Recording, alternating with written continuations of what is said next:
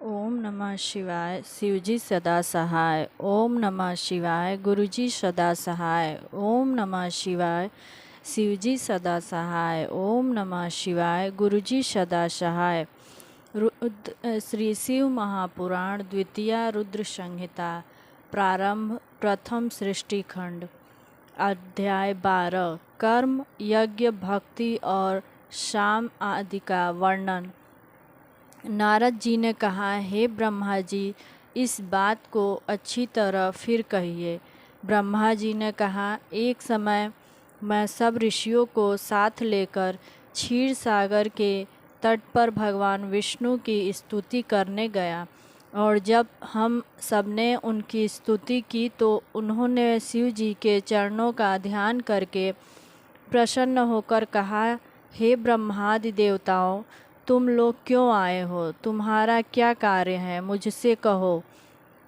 ऋषि कहते हैं, हे महाराज, दुखों को दूर करने वाली सेवा किसकी करनी चाहिए?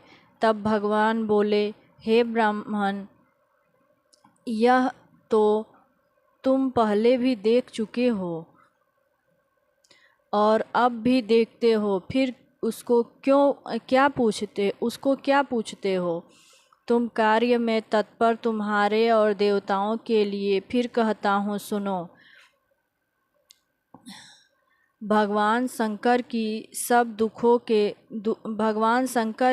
दुखों के दूर करता और परम सेव्य हैं। मेरी और विशेषकर ब्रह्मा जी की भी यही सम्मति थी। सुख चाहने वालों को कभी भी शिव जी की पूजा नहीं छोड़नी चाहिए। देवादिदेव महेश्वर की लिंग पूजा को त्यागने से ही तो तारक के पुत्र भी अपने बांधवों सहित नाश को प्राप्त हुए। इस कारण लिंग मूर्तिधारी का सदैव पूजन करना चाहिए। शिव की पूजा से ही हम, तुम तथा सभी देवता श्रेष्ठ हुए हैं। फिर आप इस बात को कैसे भूल जाते हैं? जैसे भी हो, लिंग की पूजा करें। सकाम शिवार्चन करना ही योग्य है।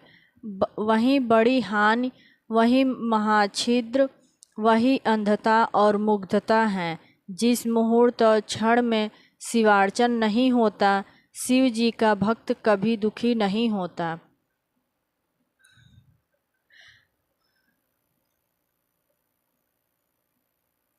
मनुष्य को संसार के सारे सुख तो शिव जी की पूजा से प्राप्त होते हैं, किंतु मुक्ति भी प्राप्त हो जाती है। ब्रह्मा जी कहते हैं कि जब इस प्रकार विष्णु भगवान ने कहा तो देवताओं ने उन हरि को प्रणाम किया और कर्मों की सिद्धि के लिए लिंगों की प्रार्थना की। तब भगवान ने विश्वकर्मा को बुलाकर कहा कि हे मुनि, मैं तो जीवों के उद्धार में लगा हुआ हूँ। तुम मेरी आज्ञा से देवताओं के लिए शिवलिंगों की स्थापना करो। ब्रह्मा जी कहते हैं कि विश्वकर्मा ने हरि की आज्ञा से देवताओं के लिए लिंगों को कल्पना कर उन्हें वे लिंग प्रदान किए।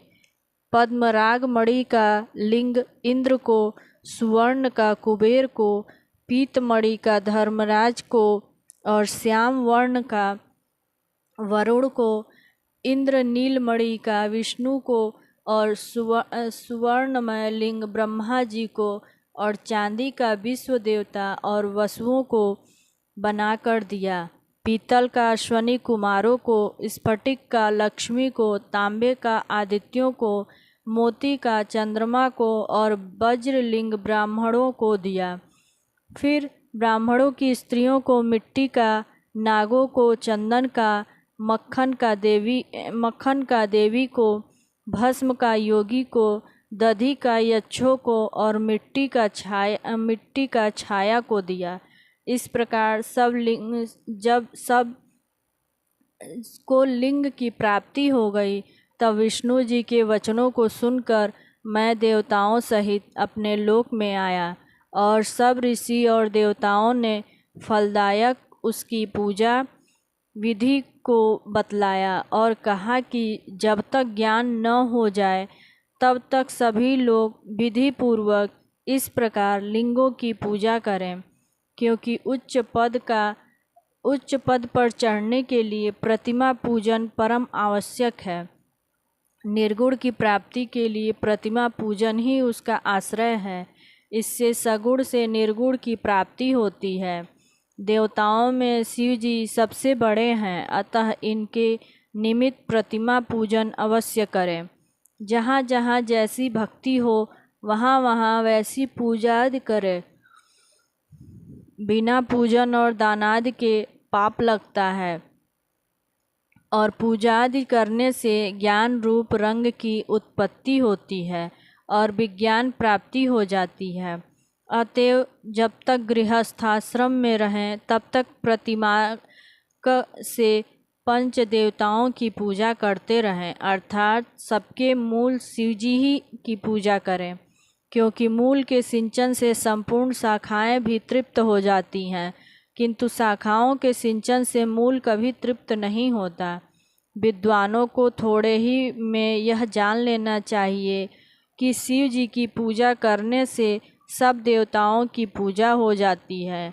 इसलिए सब काम और फलों की प्राप्ति के लिए लोक के कल्याणकारी और सब प्राणियों के हित में तत्पर शिव जी की पूजा करें। अध्याय 13 शिव पूजन की सर्वोत्तम विधि का वर्णन। ब्रह्मा जी बोले, हे नारद, ब्रह्म मुहूर्त में उठकर पार्वती सहित शिव जी का स्मरण करें और भक्ति पूर्वक हाथ जोड़कर उन्हें सिर झुकावें और इस प्रकार प्रार्थना करें कि हे देवेश, अब आप उठिए और ब्रह्मांड का मंगल कीजिए। फिर गुरु के चरणों का स्मरण कर शौचादि क्रिया से निवृत्त हो मिट्टी और जल में देह को शुद्ध करके दातून करें और सूर्य के निकलने से पूर्व दातून करके जल से 16 बार कुल्ला करें। परंतु षष्ठी आदि यम की तिथि और नवमी को रविवार हो तो इन दोनों में दातून न करें। नदी अथवा घर में तथा समन स्नान करें एवं देश काल के अनुसार स्नान करें। रविवार, श्राद्ध, संक्रांति तथा ग्रहण, महादान, तीर्थ तथा गर्म जल से स्नान न करें और क्रम से वारों को देखकर ही तेल लगावें और ऋषियों एवं पितरों की प्रसन्नता के लिए तर्पण करें और धुला हुआ वस्त्र धारण करें। मृग चर्मादि पर आसन लगाकर त्रिपुंड लगावें। भस्म के अभाव में जल से ही त्रिपुंड लगा लेना चाहिए। रुद्राक्ष धारण करके शिव जी की आराधना करनी चाहिए। मंत्र द्वारा 3 बार आचमन करें और फिर गुरु से सीखे हुए विधान से यथाशक्ति सब पूजन सामग्रियों के समीप शिव स्थापना करें और धीरता पूर्वक जल गंध अक्षत से युक्त एक अर्घ्य पात्र लेकर विघ्न नाशक गणेश जी की स्थापना करें। शिव जी का पूजन करें। फिर द्वार पर स्थित लंबोदर नामक द्वारपाल की पूजा करें। उन पर चंदन, कुमकुम और अनेक प्रकार के धूप दीप नैवेद्य आदि चढ़ाकर फिर नाना प्रकार के नैवेद्यों से शिव जी का पूजन करें। प्रेम से उनकी परिक्रमा करें। फिर साष्टांग दंडवत करके इस मंत्र से भक्ति पूर्वक पुष्पांजलि अर्पित करें। कहें कि हे शिव जी, मैंने ज्ञान से अथवा अज्ञान से आपकी जो भी पूजा की है वह सब आपकी कृपा से सफल होवे। हे गौरीश, हे भूतनाथ, मुझ पर प्रसन्न होइए, मैं आपकी शरण हूँ। ऐसा कहकर पुष्पांजलि अर्पित करें। हे प्रभु, अब आप अपने परिवार सहित अपने स्थान को पधारिए और हे नाथ, जब मैं पूजा करूं तब फिर आप कृपा कर यहाँ पधारना। अध्याय 14 विभिन्न पुष्पों, अन्नों तथा जलधारादि से शिव पूजा महात्म्यम। ऋषियों ने पूछा, हे महाभाग, अब आप यह बतलाइए कि शिव जी की किन किन फूलों से पूजा करनी चाहिए और उनके क्या क्या फल हैं। सूत जी बोले, हे ऋषियों, यही प्रश्न नारद जी ने ब्रह्मा जी से किया था और उन्होंने निर्णय दिया था। ब्रह्मा जी ने कहा कि कमल पत्र, बेलपत्र, शतपत्र तथा शंख पुष्प से लक्ष्मी की प्राप्ति होती है। 20 कमल का एक प्रस्थ और 1 सहस्त्र बेलपत्रों का आधा प्रस्थ होता है। 16 पल का एक प्रस्थ और 10 टंक का एक पल होता है। इस तौल के अनुसार इतना तराजू पर चढ़ाकर सकाम पूजे तो सब कामनाओं की प्राप्ति होती है, और यदि निष्काम पूजे तो वह शिवरूप हो जाए। यदि कोई 10 करोड़ पार्थिव लिंगों का पूजन करे तो वह राज्य पा सकता है। हे मुनीश्वरों, शिव जी को प्रसन्न करने के लिए शिवलिंग पर फूल, चावल और चंदनादि सहित अखंड जल की धारा चढ़ाकर उनकी पूजा करें। प्रत्येक रूप में एक मंत्र से एक बेलपत्र अथवा शतपत्र या कमल चढ़ावें। प्राचीन लोगों ने शंख पुष्पों से भी पूजा करने का विशेष फल कहा है। तत्पश्चात धूप, दीप, नैवेद्य तथा आरती, प्रदक्षिणा और नमस्कार करके क्षमा विसर्जन करें। अपनी प्रधानता के लिए इसकी आधी पूजा और उससे आधी पूजा मुक्ति के लिए अर्थात कारागार से मुक्त होने के लिए करता रहे। रोग से मुक्त होने के लिए 50 कमल पुष्प, कन्या की इच्छा वाला 25,000 कमल पुष्प, विद्या के लिए घृत से, उच्चाटन के लिए उतने ही परिणाम से, मारण में 1 लक्ष्य से, मोहन में उससे आधे राजा के वशीकरण के लिए 10 लाख पुष्पों से पूजा, इतना ही यश के लिए भी इतना ही, ज्ञान के लिए 1 करोड़ और शिव दर्शन के लिए इसके आधे से पूजन करें तथा कार्यफल की सिद्धि के लिए मृत्युंजय का जप करें, जिससे 5 लाख जप से शिव जी प्रसन्न हो जाएंगे। 1 लाख की संख्या तो सर्वत्र जाने। आयु का इच्छुक 1 लाख धतूरे वालों से, जिनकी डंडी मुलायम हो, लाकर शिव जी का पूजन करे तो भुक्ति मुक्ति प्राप्त होवे।